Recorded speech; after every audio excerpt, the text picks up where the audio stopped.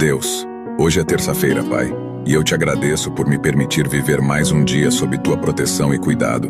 Te entrego meus planos e sonhos em tuas mãos, confiando sempre em tua perfeita vontade.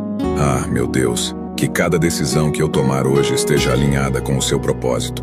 Eu sei que quando eu cair, o Senhor me levantará. Quando faltar força, o Senhor me fortalecerá.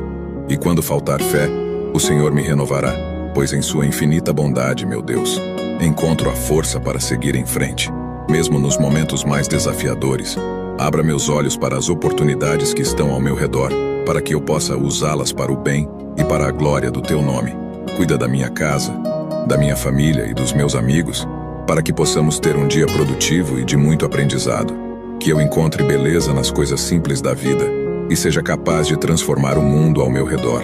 Dá-nos uma terça-feira abençoada e que possamos viver sempre com gratidão. Em nome de Jesus. Amém.